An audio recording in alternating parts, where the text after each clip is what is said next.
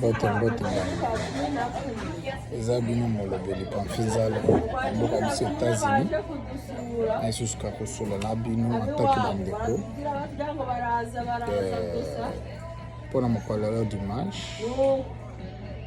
nayembango koadresse message na gouvernement congolais,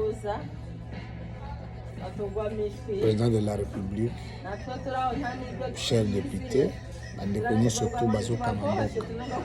Vraiment, je peux dire quoi? Diriger le pays, le Congo, c'est pas peu de choses. C'est une mer à boire. Le Congo est grand. Et tout le monde sur la bino na malembe, topé sabino va conseil. Mboka neza biso solar. C'est une mboka lele développer, motomoko boyate. Solo le président de la République, la députée, voter la loi à malam. Et que mboka kenda liboso, voter va courant. Banzela, le pays va aller à mboka kotambola malam. Mboka pesa bien. Mais ngai siko au moins critique eza pe mabete mutako ko critiquer atana sema pour que balasima bakabe évoluer bien desiko message nangeza lelo que gouvernement ya bawario bosunga nanu mboka na biso e baby mboka na biso misale ezate mboka na biso banzela eza bien te siko na senga bino ke bobanda na nzela bobana nzela toana recherche belé moyen ya vivre ezali belé que tozelaka bainvestisseur bayo tsala compagnie bayo fungola biso ya compagnie so lelo ke bosali ke je peux dire quoi banzela bobongisi toujours neti pa biso na mai ndom mbandaka kiri eza mabe to bobongisi bato bakovivre donc banzela eza impraticable botana likama banzela boyebi déjà situation ya mboka ba conseil chef de l'état bo conseil vraiment abanano na nzela que ba projet mususu wana iko ya simposo nzela eza bien mutako ko investisseur akoya ndeni si longtemps nzela eza moto par exemple alinga investir to ta société no nambana ka koleka na nzela ni to atia na kir.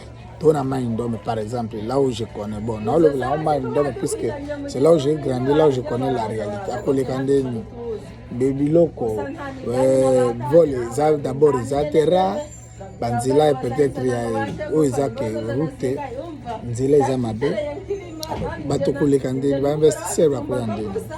Il y a un signe à Bino, peuple congolais.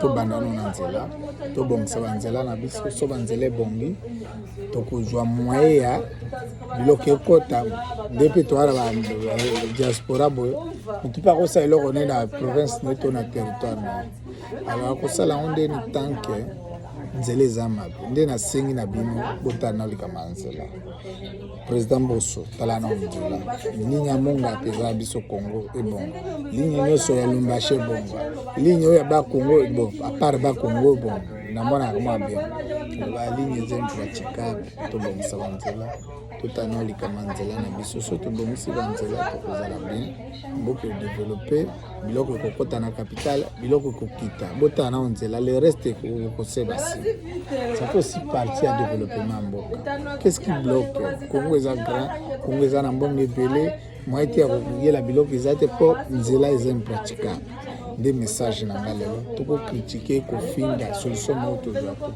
na ko finga solution ezaka to pesa na conseil advice au baloba en anglais pour vivre nzela bonga biso peuple kiri tozolela puisque depuis le gouvernement toujours pas financement te botala kabiso te po to na minerete to ne lokote mais na sina bino gouvernement le to finga botala no likambaki ba député to vota to na siège ka moko ça ba loba na landela te bon to ningi kiri penzo kiri nzele za mabe et bon Maïndome chef de l'état soutenir biso atana bak et kozala malamu na makasi na yo président de la république suma biso na bak na Maïndome ki toujours na mabaya RN surtout donc yango na zo sala émission tout moment so bi vidéo ko komela bi et que tout ça là que nzele bon et kozala malamu bote la biso bak tout le temps toujours na mabaya eza bien te ndisiko na osenga bino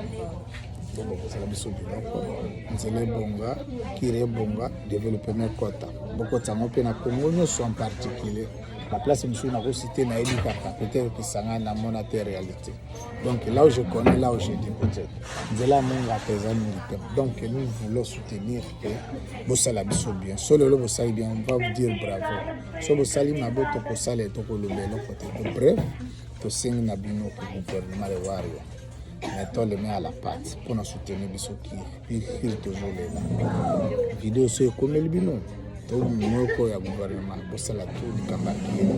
Botela biso ba bo boksanzela.